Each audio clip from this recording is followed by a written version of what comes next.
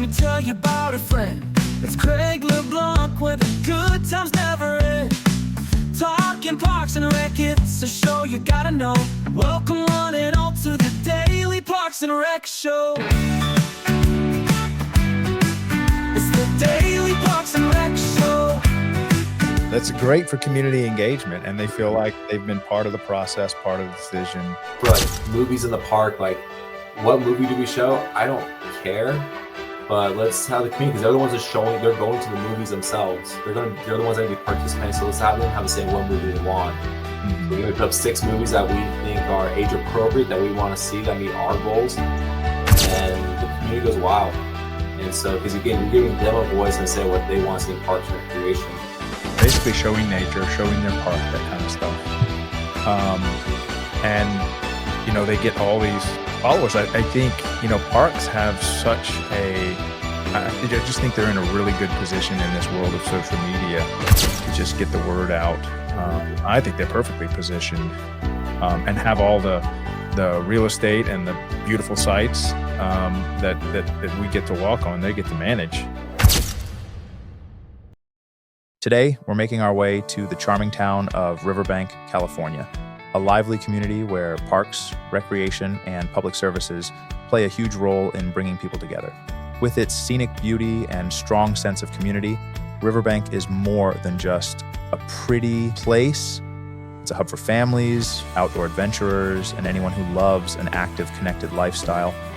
From award-winning green spaces to unforgettable seasonal events, Riverbank is showing us how Parks and Rec can truly shape a town's identity.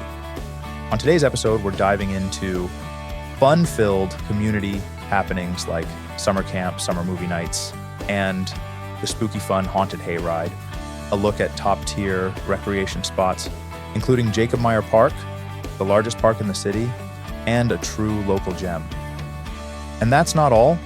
We'll be chatting with Michael Patton, Parks and Recreation Director for the city of Riverbank, who'll share how their team is creating impact through inclusive, forward-thinking programs. If you're passionate about thriving communities, inspired by public service, or just love a good Parks and Rec success story, you won't want to miss this one. Let's get into it. All right, this is Craig LeBlanc, the Daily Parks and Rec Show, 12 noon Eastern every weekday. Special guest for round 2 with Michael Patton. We had so many good topics to discuss. We could not cover them in round 1. And the more I talk to him, the more I'm like, I think we're making the problem worse. We just come up with more and more topics. But he just got back from the California annual convention, which I believe is potentially the largest convention, if not definitely in the top 3 or 4. So maybe we can touch a little bit on that while it's fresh in your mind. What were some big takeaways from the convention? And this was last week, right? Yep. Yeah. So the conference was held in Sacramento, so the capital of California. I think I'm going to butcher the number, but they have about 3,000, 4,000, 5,000 people that were professionals that were in attendance. They had awesome keynote speakers, great sessions, an amazing vendor hall. So they started on Tuesday with some intensives. Us being a small town, we have a community pool, and so I know nothing about aquatics, so attended, and yeah, it was intense.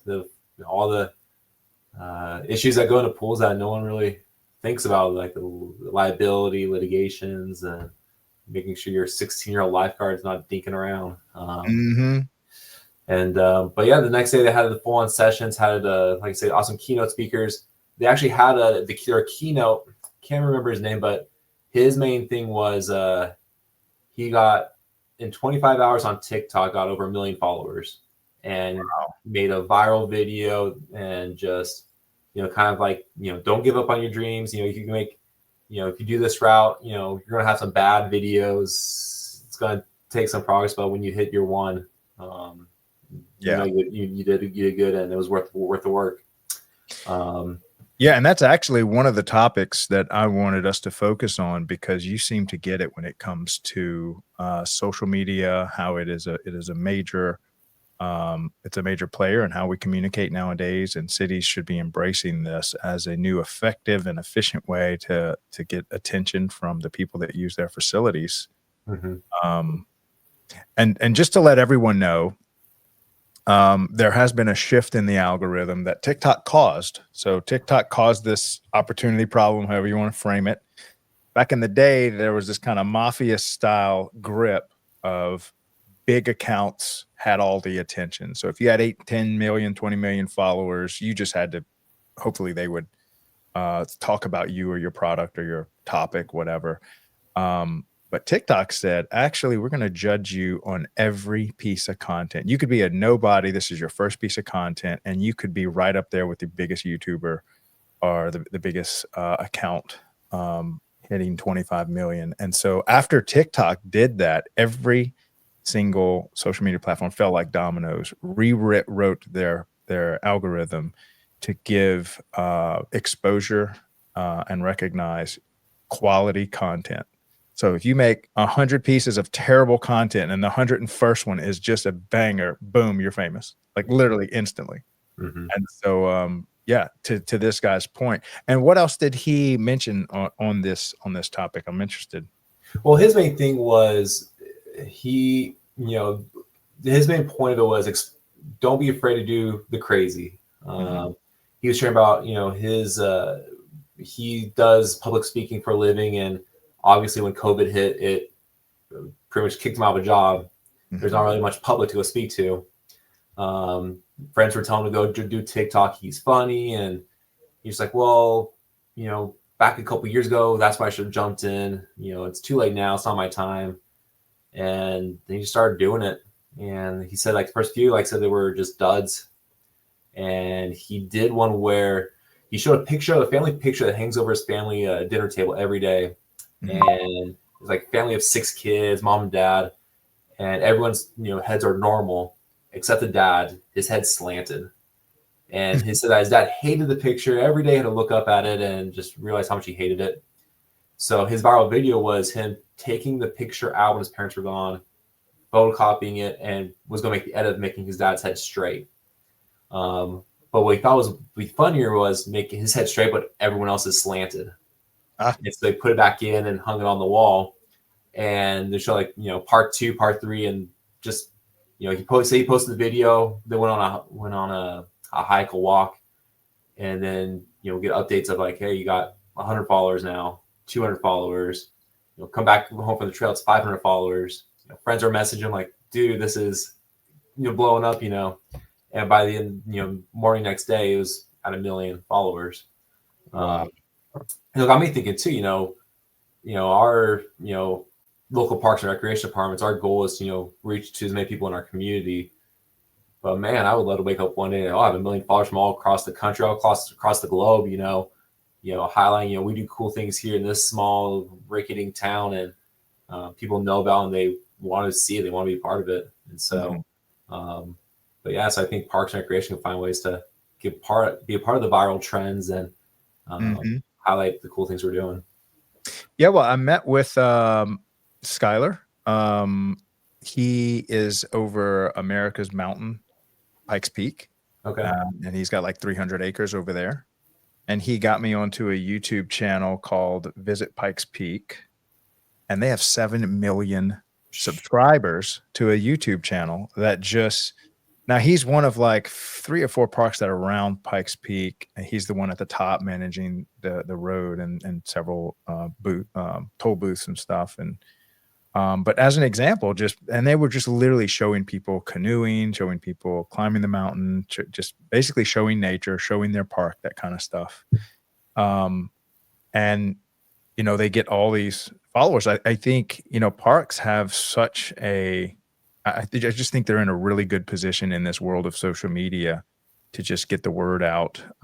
I think they're perfectly positioned and have all the real estate and the beautiful sites that we get to walk on, they get to manage.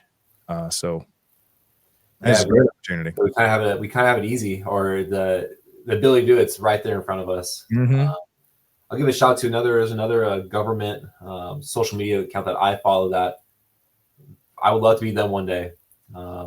It's the Utah Department of Transportation. You know, when you think Really? Department of Transportation, you don't think fun and entertaining, but whoever's leading their social media, they need to be the highest paid employee in the state of Utah. They follow all the trends. Like they have people from all across the country. When they announce like a road closure, people from like New Orleans are like, wow, thank you for the info. Like, this is what I needed to know. I'll reroute, you know? And so like they have a good, huge outreach just because they hit on, you know, what's trending, and they're very active account.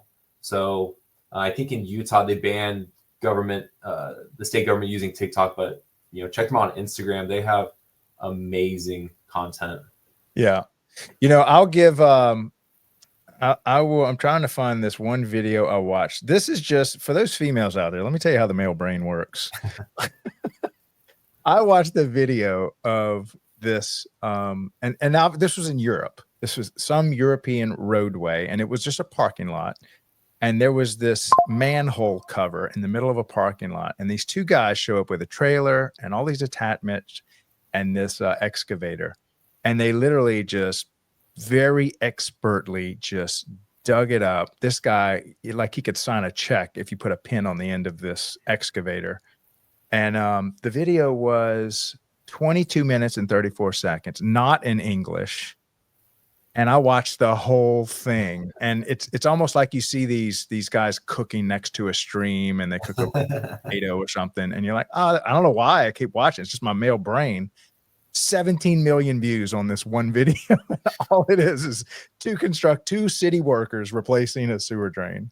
And so if you think you need to have something comical, funny, whatever, I could tell you a lot of times the male brain, probably if we just put a video together of a Parks and Rec employee changing blades on a lawnmower, that could probably hit crazy numbers. Now, our project we're working on next week, we have an old playground that's being replaced. We have a contractor come and they're building a brand new one. They're putting a nice rubber surfacing so they have, you know, the glue and the rubber pellets being mixed together. And I thought, man, I've seen those, you know, cooking by the stream. I was like, maybe I should get the cameras to be there all day, just yes. And dude, I'll put it on my channel. We'll just blow this. It'll probably be our biggest video. It's crazy what hits. It's not necessarily, you know, what we think will. It's a lot of these nature videos, being outdoors, and the and the whole thing a lot of time is filmed from one angle. Look, you can tell obviously it's a cell phone that's doing it. It's nothing. You don't need, you know, a film crew with all kind of sound engineers or whatever. Why don't y'all just film something, send it to me? I've got 2 video editors. We'll say, here's the raw footage. Go crazy. Do what you want to do with it. And let's just see what happens. That sounds good, Craig. We'll take you up on that. Yes. But like kind of tying back into the keynote here, like he ended his speech on, you know, going again, like saying there's no such thing as dumb idea. Or there is, but it's a horrible not to explore it. He shows all these notebooks he had of all these ideas he's written out, and just some that he shared some of the bad ones. And but the one that he did was that went viral again. He went on venting about marathoners, people that run marathons, and how crazy they are as human beings. And he has a friend that's telling him like, hey, you gotta get trained, you gotta run marathons with me. And what he decided to do was host the world's first fake marathon. So what he did was he told people, hey, you could sign up, pay me whatever the fee is, and we'll mail you a medal, we'll mail you a bib, and what you could do is, here's a hashtag, so go on this day, dress up, act like you're running a marathon, hashtag it, and you tell everyone you ran a marathon, so everyone can go to the hashtag and see all the other people across the world doing it. But it's funny, people got involved where people run to the Eiffel Tower running, and took a picture, right. And then you see the next one at Disneyland. And so, you know, there's marathon shows all across the country. But what he did was he went to the Boston Marathon and looked at their times. And the Boston Marathon, these are world-class times. Right. And they have it all on an Excel spreadsheet. So what he did was he deleted everyone's name and said, the more money you pay, the more money we will, or the higher you'll be on your time. And so we'll post it on a website. So you can show everyone like, here's my marathon time. It was recorded. Here's my bib. Here's my medal. Here's my picture. It's on social media. And they did during COVID, and they got about 8,000 people signed up. No way. And they did it, I think, last year again, and they had over 38,000. And it was funny because on this website, he said, looking for sponsors. He got a legit business to reach out and say, hey, we want to sponsor this marathon. And, you know, it was like, cool, we'll put, you know, the sponsor's logo on the t-shirts. And, you know, we had to explain like, hey, you realize it's not a legit race here, you know. But again, he took something so simple, and, you know, as a parks director, probably might say, oh, that's a dumb idea. But people went out, they had fun, they recreated, it was memorable. Mm-hmm. And that's the kind of things that we do as professionals. We make things that are memorable, right. experiences. What was cool about him, though, is this got so much traction that I can't remember the magazine, but there's a magazine out there that focuses on runners. Mm-hmm. And they did a whole article on this fake marathon, and he wrote an article about the guy. And so what he did was he went back to his friend and said, hey, were you ever were you ever published in this magazine? He's like, no. I was like, well, see, I didn't run even a marathon. I made the magazine, you know? So again, the whole is like, you know, with Parks Rec, we're supposed to be super creative. You know, think of the outside the box, and don't be the cog that ruins it for everyone, and not be able to explore those opportunities. So a lot of great things there. And yeah.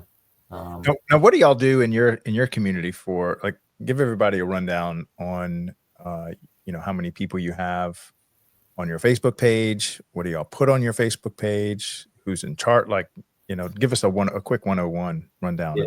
So we have about 25,000 people in our community. Our Parks and Recreation Department, we are roughly 10 or 11 full-timers. We have about 6 employees in our Parks division, and we have 4 within our Recreation division, including myself.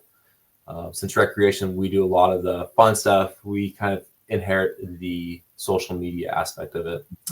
Mm-hmm. So I got on in this position about 15 months ago. The city did not publish a whole lot on social media. They relied heavily on the hard copies, the activity guides, flyers. And so our social media following, probably on Facebook, had maybe a couple hundred people. And what did it look like when you showed up? In what way? Well, so how often were they posting? What did their posts look like? Maybe once a month posting. And it was, I think last time we talked about, my biggest pet peeve with Parks and Rec departments is they do, hey, sign for baseball, and it's the same post, and they repost it 10 different times. And that's all it is. So if you go through their timeline, it's the same post back to back to back. And who was doing the posting? I'm sure it was just like somebody's responsibility among many other responsibilities to just, you post something monthly. Yep. So we have our Recreation division who oversee our programs, our events, our activities, and you know, as part of their normal job duties is to promote the program, get the word out. And so again, on top of all the other things they have to do is make sure they go on social media and make a post. And you know, with everything that's on their plate, it wasn't a priority. Right. So social media was lacking. On Instagram, we had maybe, again, 200 followers, not a whole lot there. So one of the things that, you know, since I've been on, we've been pushing it, trying to push content every day. You know, we might have slow days where it's like, hey, let's grab something that, you know, like an event that we haven't posted about in a few weeks. Let's repost that just so we have something going. But this might sound like I'm proud of it, but in 15 months, we went from 200 followers on Instagram to 2,500. And to give you a comparison, we are next to a community that's about 250,000 people in population. Wow. Their Instagram has about 4,500 people. So if you kind of extrapolate, you know, population size and follower size, we are far ahead of them on that level. And you see similar on Facebook. We have about 2,000 followers. Again, about 1,800 people started following us in, you know, less than 15 months. And, you know, compared to these other cities around us, we're dominating the social media market. And even with this, within our own city, we have other departments that oversee social media. Our city recently hired or contracted out a public information officer that does just the city's main social media, and we're outpacing her right now. So we're feeling kind of good on inside on, Right. how local social media is going. So how has the content evolved from just sign up for baseball to walk us through the evolution of it, where maybe the first step was just assign someone a little more time, that maybe this was their passion, and then where did they start and where are they now? I think it's finding the people that want to do it and that like doing it. Yes. We do have staff members that it's not their favorite thing in the world and they're not the greatest at it. But we do have other staff that if they can post on social media all day, they could and they love it. Mhm. They make catchy posts. It's not just sign up today and that's it. It's engaging with information that's clear. And one thing we do is, again, we do post about here's baseball coming up, sign up, but we want the people to know that we're not just a government entity. We're more than that. We're individuals, we're people, we're fun. We are the community. And so we started posting images, videos of what's happening, what's our day-to-day jobs.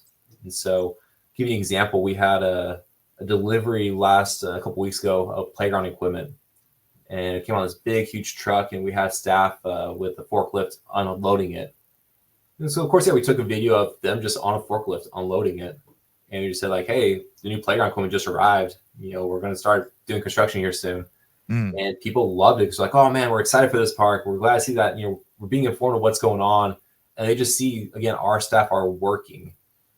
When you think of government, the perception would be they're just lazy. They don't do a lot. They're slow. But it's no, we have a ton going on. So we just want to show our day-to-day stuff. We've done videos of, we put up shade structures or shade netting on the backstops for a baseball field. And the baseball folks love it. They're oh, glad you guys are doing this. And they're tagging their friends, look at what they finally did it. And then we get followers that way. And so I think that's a big thing that parks they don't do is they don't, highlight what they do, or they don't pat themselves on the back saying, look at all the great things we're doing. So I think, agencies can do better at that. Yeah. Yeah. And there definitely is, a lot of it is just attention, getting someone's attention. I think, let's maybe brainstorm what attracts your attention. Think about you on Facebook. What are you interested in? What have y'all come back on? I mean, I can tell you a few things that have worked for us, but yeah, we've you got to beat the scrolling thumb. You only got a couple seconds before you get skipped over, right? And so again, go back to, if you do the repetitive posts, it's just people see them before they just scroll right past you.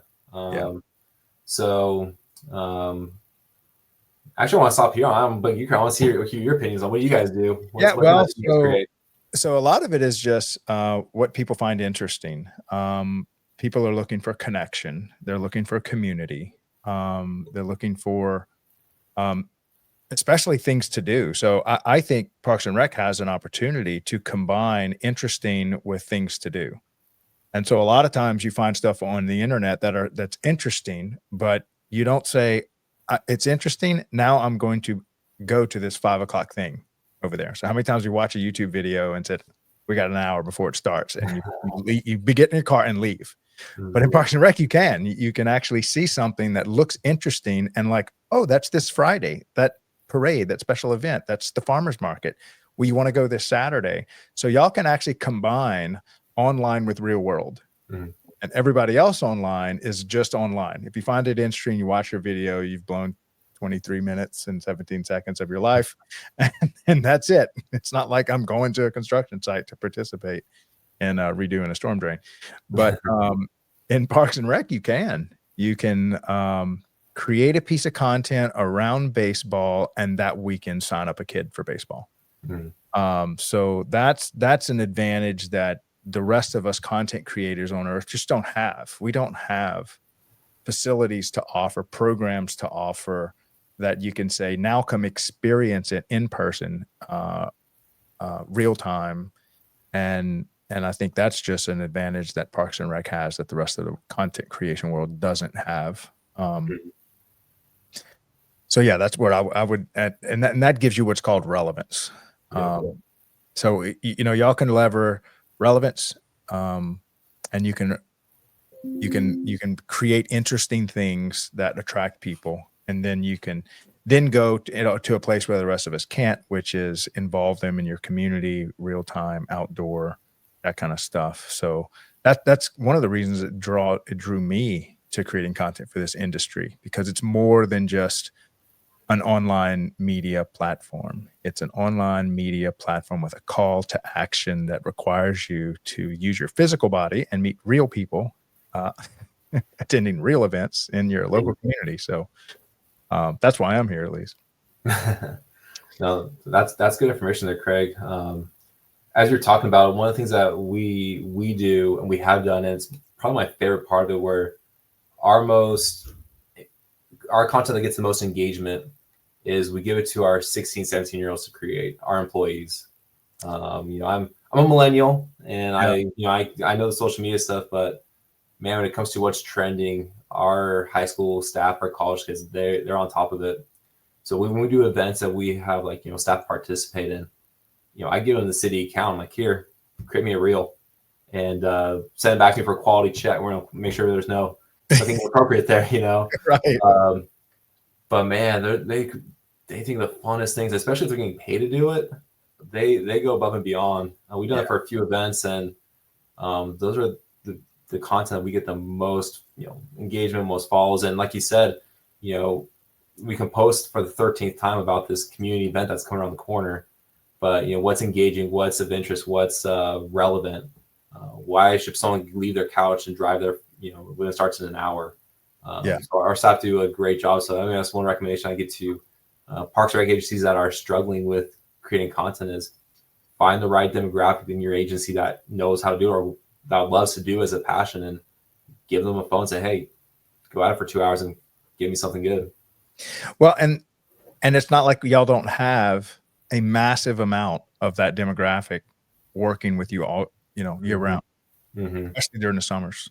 Yep. And that's such an area that they are, I would consider them experts in, because social media is one of those industries that moves so fast. It's almost like it's ever changing. It's ever evolving. The only thing that stays the same is everything changes, kind of thing. And so you have to be very adaptable, very malleable, because if you think, oh, I'm going to learn this and then I'll have an understanding, but you won't, because it changes. Yep. It updates, it moves. And so you have to have a very pliable mind that's just accustomed to constant change. And I think that age group adopts it well. Whereas as you get older, you kind of look for more depth and mastery through consistency. Well, that's the exact opposite over there. So yeah, I think that's a smart move for you to be able to use those high schoolers to create the content. That being said, I was trying to look y'all up because I'm going to ask, if it's okay with you, I was going to ask Chris and Kathleen, our designer, our videographers, to go maybe pull some of that content and make it part of the intro to this video so that we can kind of show people what y'all do. Yeah, sure, Craig. I guess this is the audit right here. See if what we're saying is true, if we're actually decent at what we do. But yeah, feel free to go look us up. Yeah, I'm looking at y'all. Let's see, Riverbanks. Oh, y'all got the good playground up front. Oh, is that the rocket ship? Yep. So that's at our Jacob Myers Park. Back in the 70s and 80s, that rocket ship was part of the playground that kids would climb on up. And obviously with the safety standards today, that's not the most safest thing. So, but we kept it as a memorial for what it was in the past. Yeah, it looks really nice and beautiful. We close it off so no one can climb it, but a nice little thing that we have there. But yeah, no, I'm looking at a lot of these posts. These are good, and we can use these as examples. So if anybody's interested, it's City of Riverbank Parks and Recreation Facebook page. As an example, this is a city that's doing really well. They have, let's see, 1,900 followers for, what'd you say, about a 20,000 population? Like I said, it's small, but again, when you compare it to other cities in our region, it kicks butt. Our Yeah. Instagram is the one that actually is blowing up. We're almost at 2,600 followers. Oh, wow. Okay. Yeah. So we'll look at the Instagram, and then we'll look at, so Chris Catlin, y'all listening? Let's pull some of their stuff from Instagram, maybe the stuff that's getting good traction, just as an example of what a city can do. This is one of the cities that, of all the cities, honestly, that I've interviewed, y'all are doing some of the best. So great job. Well, thanks, Greg. Appreciate that. Like, no, that's a one thing, good response. yeah, one thing, maybe I'll share another tidbit. One thing we do that we know gets just uber amounts of engagement is we allow the community to give their input or vote on stuff that in the grand scheme of things don't really matter to us. So I'll give you a prime example. We have the playground we're replacing here next week. When you talk with these playground people, contractors, their big thing is, what colors do you want? As a Parks and Rec director, I can care less what the colors are, but the community cares a ton. So we go out there and say, hey, here's, of all the colors we pick, the Parks and Rec departments pick 5 colors for this. You guys pick from the 5 colors and vote on it. Give us this emoji if you want blue. Give us this emoji if you want yellow. Give us a share if you want this color. And people go crazy because they let their friends know, like, hey, I want blue. It's all pour blue, let's all get in there. Right. We've done things of I love that idea. That's great for community engagement, and they feel like they've been part of the process, part of the decision. Exactly. Like, we've done things for like movies in the park. Like, what movie do we show? I don't care, but let's have the community, because they're the ones that showing. They're going to the movies themselves. They're the ones that are going to be participating. So let's have them have a say in what movie they want. Mm-hmm. So we're going to put up 6 movies that we think are age appropriate, that we want to see, that meet our goals, and the community goes wild. And so, because again, you're giving them a voice and say what they want to see in parks and recreation. The latest one we did is we do summer camps in the summer, and we have about I think 4 camps, and we do 3 always that are always sold out. People sign up real quick for, but there's always one that just struggles. And instead of trying to create a new one, we said, here's 5 options ideas we've had. Community, tell us which one you guys want to sign up for. And it gives them buy-in of, hey, if you guys do this kind of camp, I'll sign up. Yeah. So again, I think that's what we've done. That's just skyrockets the stuff, because people then say, hey, if you want your voice heard, follow this page, because they'll give you opportunities to have a say in what you want in the community. Yeah. And then really at that point, your community is creating the content. They're creating the engagement. Mm-hmm. It's not, a college kid that might be passionate about this, doing a good job creating engagement. It's that plus the community's driving content, driving comment sections, making requests. That's much a stronger engagement. And then they'll actually, and you've probably seen this, they'll recruit other people to it. Yep. So, we all like to win little competitions. So if we want blue to win on the playground, we're going to be recruiting grandma and aunts, signing up for Facebook for the first time, trying to vote blue or whatever color they want. We've seen that. And it's like I said, we get about maybe 100 followers a month, which again, small, but we get that consistently, and you have a small community, you're filling that up real quick with people in the community that will then see your smaller content, like, hey, baseball's around the corner, because then they now see that for the first time, they now will sign up. And so maybe let's talk about the details of so what is your commitment to social media? Is it half an employee? Are they college kid? Are they full-time, or is it part job of a full-time person? And then what other expenses do y'all pay for? Do y'all have any software, or are you just kind of like 20 hours a week to a college kid? Or maybe give us the rundown on that. So within our department, we've given staff access to the social media accounts, and kind of over whatever people oversee as far as events or programs, they're responsible for promotion. Mm-hmm. And so there's certain staff that are really good at it, that we say, hey, you guys, you love doing it, you're good at it, create the content. Those that may struggle, we say, hey, talk with these people and have them help you create it with your ideas. So I'm one of the people that help create content. We have our a recreation coordinator. She does our special events, does great content. She's one of those. So pretty much between her and I, we create majority of our content together. We use Canva, like a lot of people, to create the flyers and all that. So Canva's been great. I think last time we mentioned too that we use a lot of AI to generate, the catchy phrases or catchy things that are, catch the eye. So instead of me trying to sit on my desk for 30 minutes trying to think of something good, I use Chat GPT that gives me something good or 10 different options in 2 minutes. Right. And, and what are some of the cues that you use, that you feed Chat GPT? Like, give me 10 examples of like, what's the cue you feed? Yeah. So what I do is I go to Chat GPT, and for those that don't know what it is, it's pretty much you talking to a robot, and you pretty much telling the robot what you want, and tell them to do it, and they'll do it for you happily. So you go to like kind of Google, there's a search engine bar, and you type it out. And so what I do is I type in the information of the event and say, hey, we're doing this community event. This is the name of it. This is the time, the date, location, all the stuff that ties into the general information. And I say, give me 10 eye-catching social media posts that are good.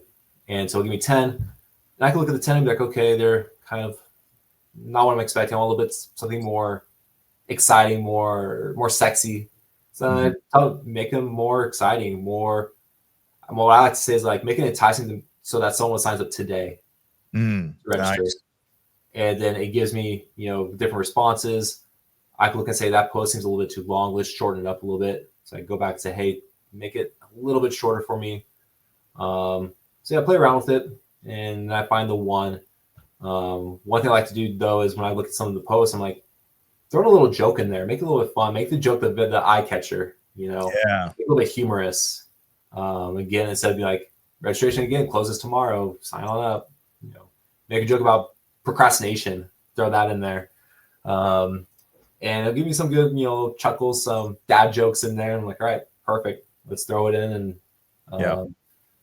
And we've had people come as like come and ask us like, wow, you guys are creative, like there's no way I would ever think of something like that. I'm like, well, I didn't think of it either, but I'll take credit.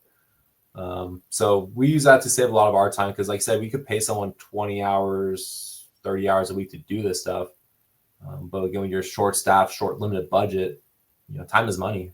And so if you can find something that would take you 30 minutes to create, as a Parks and Rec director, my job should not be focused on creating or thinking of the right wording. It should be, let's get this something that's good, accurate, we'll get people signed up, and then move on. And so those AI resources really save you that time.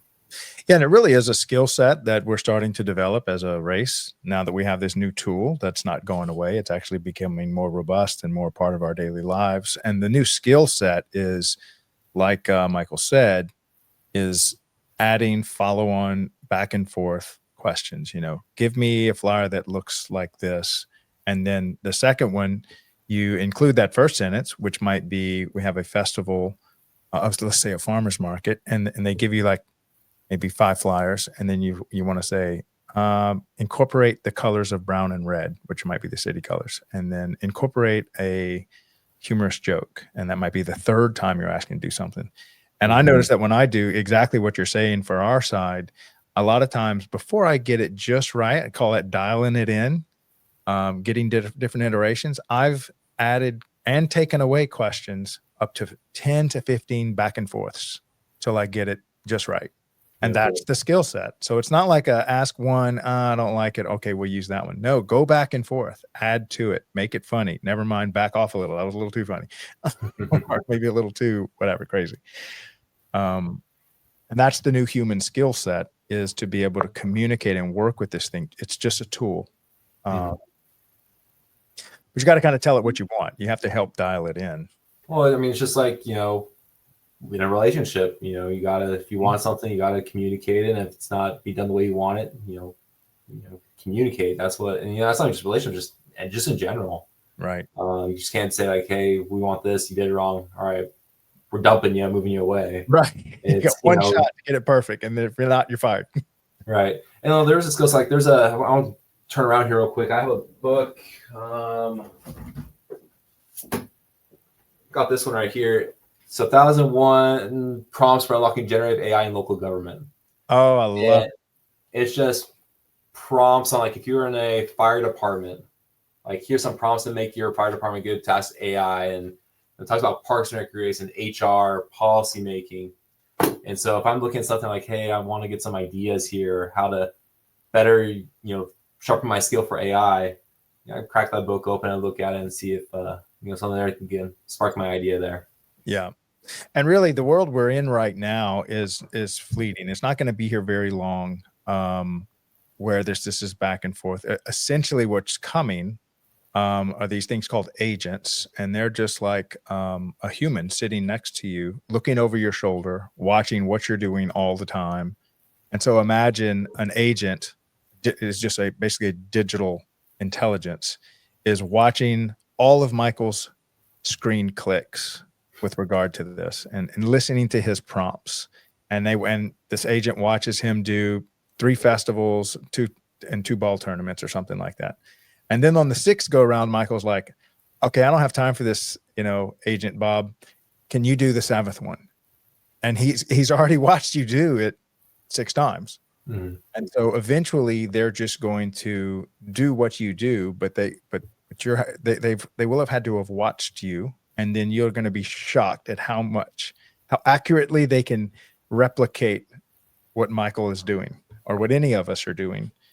So be listening for that word, AI agents. Many of you, if you're close to this, this has been around for a while, but that's going to be the next thing. And it's already here, but it's still kind of quirky. It's still kind of learning, but every day it's getting smarter and smarter and can do things on its own more autonomously, to where pretty much it's just going to be a bunch of agents. And I imagine we'll each have 2 or 3 of them working for us full time. So that's the world that's coming. I would embrace it, because it's God forbid your counterpart learns to use this, and they're going to be so much more efficient with their time and with their energy, and they can spend more time doing stuff that only they can do. I doubt you can send an AI agent to do a ribbon cutting ceremony. Right. Depends how many you do, right? But right. No, we've had this argument. It's even discussions at conferences about, what is AI and kind of overcoming the fears of it. I understand it's new. It might be intimidating, scary. But like you said, Craig, it's not going away. And so, right. I was listening to, the writer of this, his name is Micah Gaudet. He does a whole a YouTube channel on AI and local government. Mm-hmm. And oh, wow. Yeah, so he really follow Micah Gaudet, MICAH GAUDET, and he has done a course of, I haven't signed up for it at all, but it was like a course for using ChatGPT and AI in local government, kind of to get the introduction, how you can use it to, again, make your time go a lot, or better, be more efficient with your time. Mm-hmm. And so I can't remember where I was going with it, but yeah, it's something where it's like, when Google first came out, I imagine people that you went to libraries were like, we're not going to get used to that or learn about it. And now they're playing catch up at some point. And so, mm-hmm. I think, if you're not on the AI board, that's fine, but get familiar with it, because at some point it's gonna not take over, but that's gonna be the trend. That's gonna be the way to do business is using AI right. to assist. And if you're not familiar with it or kind of holding your ground, it's going to be a hard awakening that one day when that day comes. Yeah. And the reason this is, and not to get too philosophical on this, but the reason why there are always improvements on efficiencies is because life always looks for more efficient ways to use energy.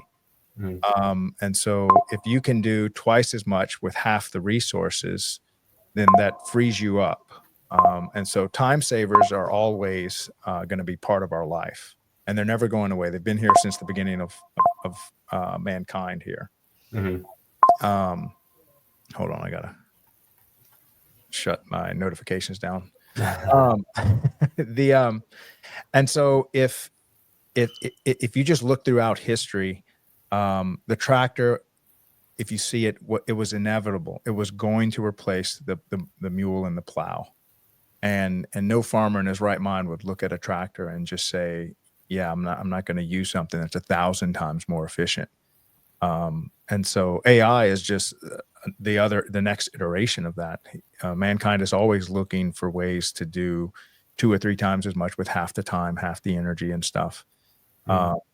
And so, it's man himself looking for improvements and able to do more. I mean, how many times have we heard in Parks and Rec, we don't have enough resources, we don't have enough manpower, and then all of a sudden someone throws a tool in your lap that can quadruple or 10x the amount of Right.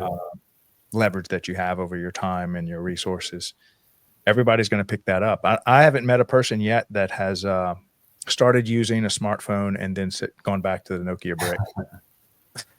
It's like, forget this. I want the Nokia. I want to play the Snake game or whatever. Yeah. That's a good game though. So It was. I think I almost filled my whole screen before it ate itself. All right. So let's see. I wanted to go over a little bit of how y'all use social media to promote that. And I know we covered a little bit the last time, but I just wanted to include it in this video about how y'all used it for the Cheese and Wine Festival, which was like a big deal in your community, just as a case study for how you can use this stuff. Yeah. So years ago, whoever was in charge of the event, our event, created a social media page specific for the event. This is a Cheese and Wine Festival. It's on Facebook. In our city, the Cheese and Wine Festival we're going on our 48th year of the event. It's the biggest event in our community. Back in the 70s, 60s, when the event first happened, they had wineries and cheese manufacturers surrounding Riverbank, and the event was a 2-day festival that saw maybe like 70,000 people per day. Huge event. Fast forward to 2020 and COVID, wineries are no longer here around Riverbank. Cheese manufacturers are gone. The events hasn't been great, to where we maybe had a few years ago, maybe like 8,000 total people attend the event. And so the city always contracted the event out to a event promoter to do. And obviously their main goal is to make a profit, make money off the event. And so with the disappointment the city was seeing, they're like, hey, let's see if we can bring it in-house. We have a new Parks and Recreation director in charge. Let's see if we can get some new ideas and see if we can kind of revitalize the event. And so last year was our first go around with the event as a Parks and Rec department.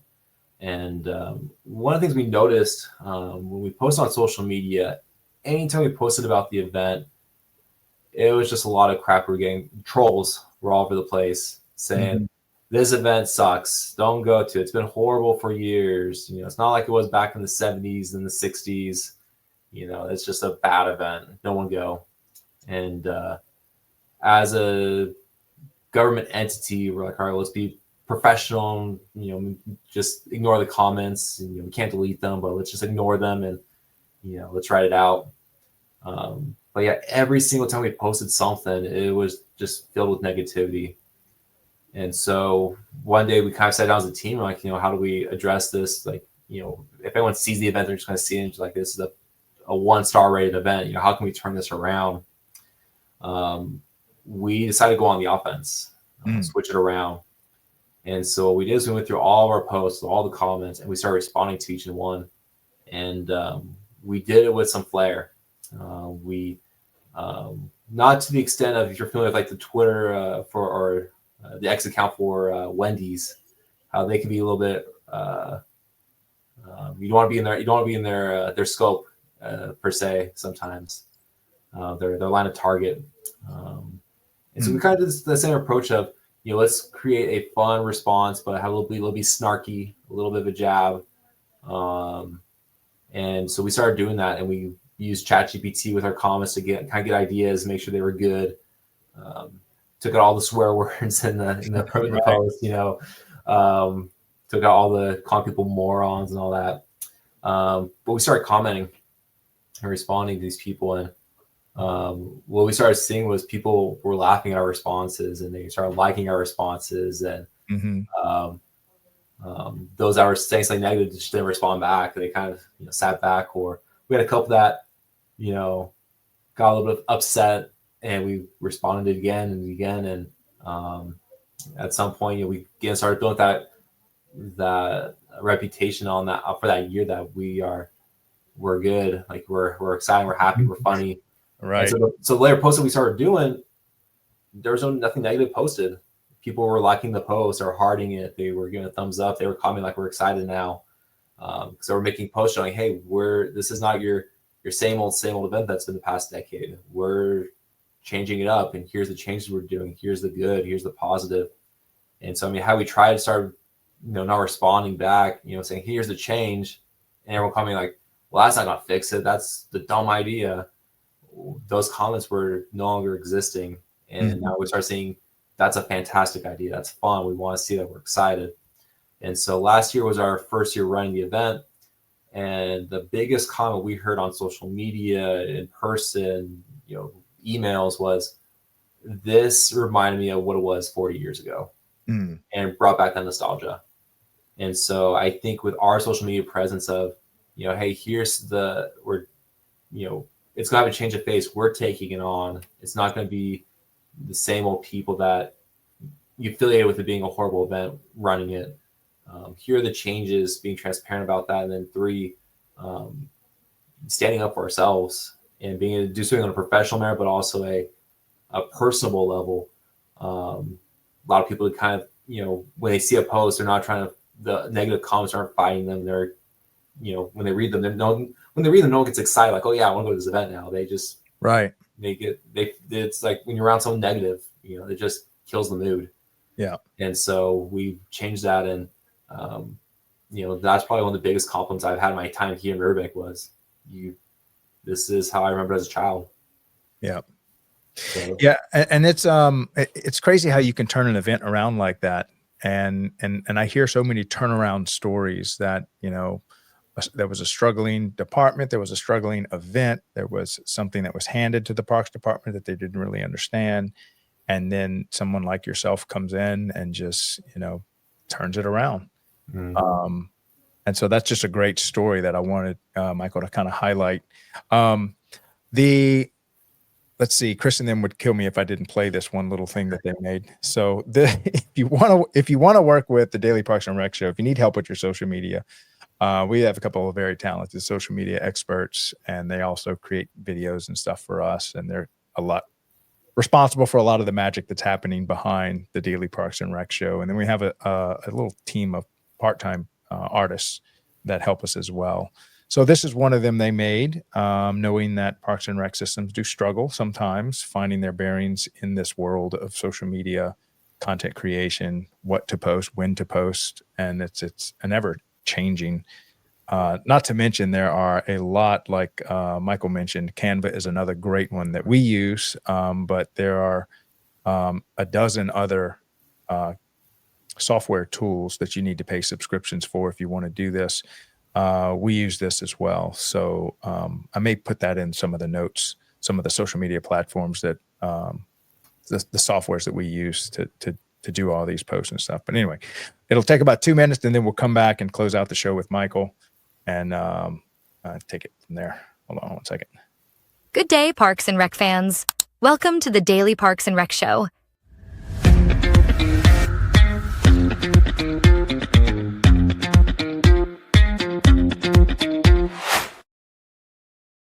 Across the country, parks and recreation departments work hard to build thriving community spaces. But what if no one knows about them? Without the right promotion in this digital age, incredible parks, programs, and events go unnoticed. And that means missed opportunities for families, communities, and local businesses. That's where the Daily Parks and Recreation Show team comes in. We specialize in high-quality promotional videos tailored to promote your local park and recreation areas. Expert social media management to boost online presence and engagements, and tailored marketing strategies for promoting events designed specifically for parks and rec departments. We don't just create videos, we tell stories. Stories that inspire, engage, and bring communities together. By working with us, your department doesn't just get professional social media marketing support. You become part of a bigger movement, showcasing the vital role of Parks and Rec across the nation. perseverance is critical to improving. It's just don't quit, don't give up, keep pushing. Especially in these park systems, park directors are constantly bombarded with things that they need to overcome and achieve with limited resources, limited staff. And perseverance is definitely in the job description of anyone in Parks and Rec. So like Julie Angie said, perseverance is failing 19 times and succeeding the 20th. Boost your visibility, engage your community, amplify your impact. Let's make Parks and Rec the heartbeat of every city. Message us today and let's start telling your story.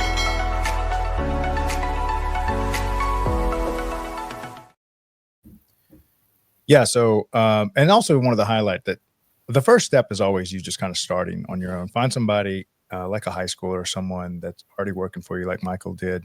And just, if you just put some man hours behind it, you'll get better at it. So, and if you need any help, you can work with someone like us, or maybe someone in your local community, or maybe just call Michael and ask him how he does it. No, but any other words of wisdom or advice you'd like to share for maybe a parks department that is just now starting, things you wish you would have known on the first day or first couple months when you're starting down this road?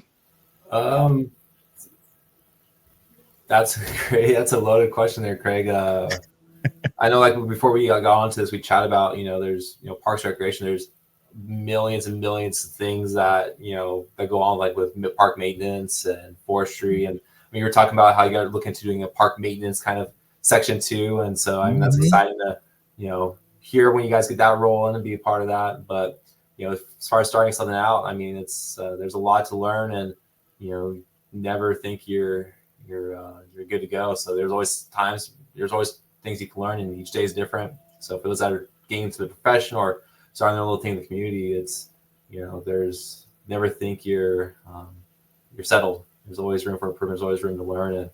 And Parks Recreation, we love helping people out. So feel free to reach out to me, find me on LinkedIn, find me on the city webpage, or, you can probably find hundreds of other professionals that are just as eager to help out. So that's kind of my little tidbit there. Yeah, that's actually great wisdom that I've told people a lot. The greatest, at least entrepreneurial advice or advice on anything, is just to start. There's only so much you can learn on this side of starting. That most of the learning journey, most of the education starts after you begin to just do something that you're afraid of. And I would say experiential knowledge is the largest body of knowledge. So if you look at the knowledge captured in books, captured in videos, those are tiny buckets of knowledge and wisdom compared to the knowledge you get from actually doing something. It's like, you take something as simple as cutting grass. How many videos can you watch on cutting grass before you just need to go cut the grass? Right. To get the real experience behind it. Yeah, but with that in mind, and I can kind of close out with this one a little bit. We are starting a 1-hour show 5 days a week directly before this show on maintenance. And we have an overwhelming request for this because, and Michael, maybe you can speak on this a little bit, is that there's just not a lot of great content for essentially what's almost half the effort of Parks and Rec, which is just maintaining these massive real estate portfolios and keeping them working and functioning, and they're always breaking. And so we want to do our part to create an entire show right before that highlights the work they do and gives them great content that's useful to them to share all the wisdom they have in this side of the industry. Any comments on that? No, I think that's, I agree with you there, Craig. You think Parks and Recreation, you think the fun, the new, getting people out there, but it's kind of like with your home, you don't look at the dishes. You avoid looking at the sink, you focus on the TV, Right. But someone's got to do the dishes eventually. And so I think it's great having someone out there to advocate for the maintenance side of, you get this nice fancy park, but who's going to keep it fancy? We talk about, at conference, it's, one of the things that the highlight is, how to communicate better, or how to have good leadership, or, things that are good to know. But, for the maintenance people, there's not a whole lot of stuff for them out there to learn and network and communicate. Let me give you one example. One of the parks, we're putting in a nice pour-in-place rubber surfacing, and there's very little to no training out there on how to maintain it. You have your manufacturer say, here's how you maintain it, but and you can pay them to come out there and show you how to do it. But if you don't want to put on a calendar, you want to look up on YouTube how to do it, or find a channel or a network of people that can teach you. It's not out there. And so I think something that you're working on right now, Craig, is a great step in that direction on, addressing the need. Yeah. Yeah, absolutely. Well, we're going to do our job in creating that. And I love that little analogy you gave about doing the dishes and stuff. Think about when you go to a restaurant, everybody likes to sit down and have a meal. But for those of you that worked in the food industry before, there's something called back of house. And this is the kitchen, the cleaning, the dishes, the cooks, receiving all the ingredients for your food. And there's just, it's a madhouse back there. And then when it comes out, you just see this pristine food plate served up to you. And that's exactly what happens in Parks and Rec. You show up at a park, grass is cut, playground's working. I know if I was managing this, the swing would be broken, grass wouldn't be cut, it would be overgrown. And think about what Mother Nature looks like when you just go into a random forest versus what you step on when you step onto a park property. Well, there is an army of humans, man and machine, that Michael is literally like an orchestra director that's orchestrating all of this to happen. And so if you see your parks maintenance employees out there, please take time to thank them for what they do. They work really hard, and it's never ending. Mother Nature does not take a day off. And it's constantly talk about job security. Nature is always creating more work for park employees to keep their parks pretty. But, well, Michael, thank you for your time. Thank you for coming on the show today. Appreciate you sharing everything with us, and look forward to catching up with you again. Check in on you, and we're going to create something special for this show that kind of highlights the work y'all are doing, and hopefully it'll be pretty special. So check it out. Awesome. Thanks, Craig. And yeah, keep on doing the good work you and your team. You guys do. I think you guys are filling a need that's in the industry. And yeah, kudos to you guys, and keep it up. Yep. We're going to keep going. Good talking to you, Michael. You too. See ya. Yeah. Take care. Bye. All right. So thank you, Michael, for coming on. Really appreciate the work he's doing and sharing with us what he uses for social media. Check out that's Riverbank, California, one of the fastest growing communities in the whole state of California. Michael's doing a really good job growing their Parks and Rec services, highlighting the work that they do for special events. They really do a good job leveraging social media. If you need help with your social media, please reach out to us. This is how we fund the channel, aside from selling our LED lights right here. That's my personal background. So that's one of my funding ideas to keep this train rolling. But because we have a lot of talented social media managers and digital artists on staff, we would love to be able to help you kind of get the ball rolling. We start out with as little as $100 a week to have a dedicated social media specialist working on your social media platform to raise awareness around what your Parks and Rec is doing, special events, and to drive engagement, just exactly like Michael said. But don't be intimidated by it. You don't have to work with someone like us. You're welcome to, but you're also welcome to watch YouTube videos, download some of these, or subscribe to some of these software platforms that can help you post and edit posts and create posts a little bit better. All the tools are available, and you have high school and college kids that kind of understand this a little bit better, that you could employ to maybe, why don't you, here's an idea. You have a couple of high schoolers or, college kids on staff, say, look, I want y'all to attend this weekend's farmer's market with your phone and just go capture it and create a few posts for us, and then run it by me, obviously, to make sure it's all on the up and up. And there's your content creator. So as one idea, that's something that you can do. Maybe you could also partner with someone like us in your community, or partner with us if that works for you. We'll be glad to help you out. So tomorrow we have interviews all this week. So don't miss out on tomorrow's episode. I think we have, not I think I know we have, let's see, Tuesday, today's Wednesday, Mark Flores, and then Liddy Gutfield. Oh, Liddy's on Friday. Woo, wait till y'all meet this lady here. She is a powerhouse. She's also in California, so y'all are going to love her.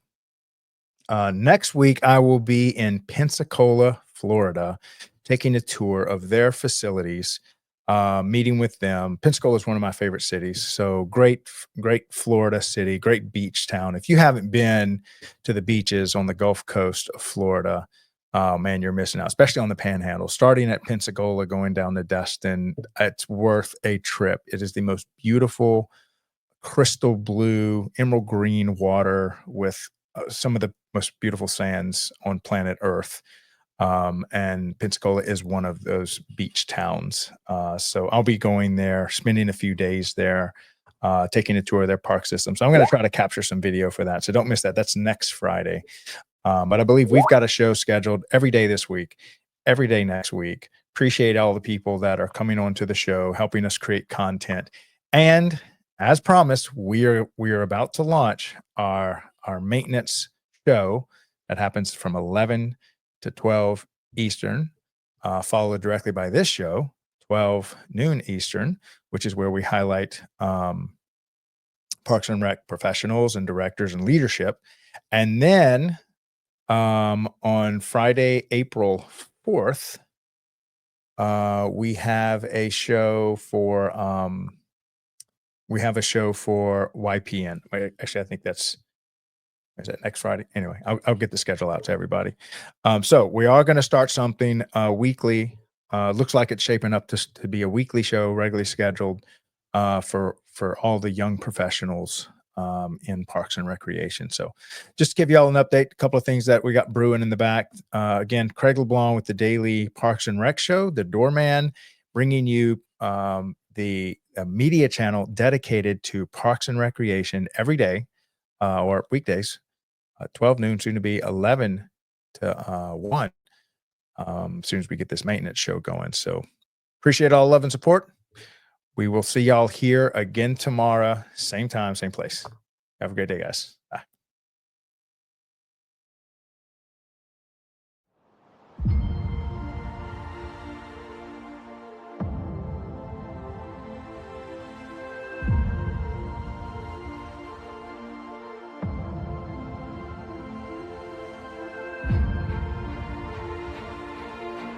When you invest in our high-performance LED sports arena lights, you're not just upgrading your facilities, you're helping us illuminate the untold stories of Parks and Recreation communities.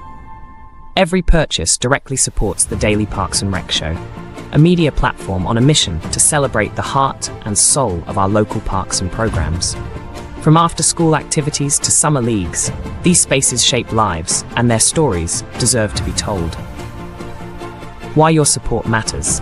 Capturing community impact. Your contribution helps us assemble a talented team of digital artists, storytellers, and filmmakers to create compelling videos, articles, and short films that spotlight how Parks and Rec programs change lives. Sharing untold stories. From a child's first home run to lifelong friendships forged on the court, we'll document these priceless moments and share them with the world. Inspiring the next generation. By highlighting the joy, inclusivity, and opportunities found in our parks, we foster a deeper appreciation for these vital community spaces. Light up arenas, brighten futures. Your choice to install LED sports arena lights isn't just a smart investment in energy efficiency and performance, it's an investment in stories that deserve to be told. Be part of the story. Take action today. Purchase LED sports arena lights and help us shine a spotlight on the heartwarming stories that define our parks and communities. Contact us now to learn more about our products and how your support fuels the Daily Parks and Rec Show. Together, we'll shine a light on the moments that matter most.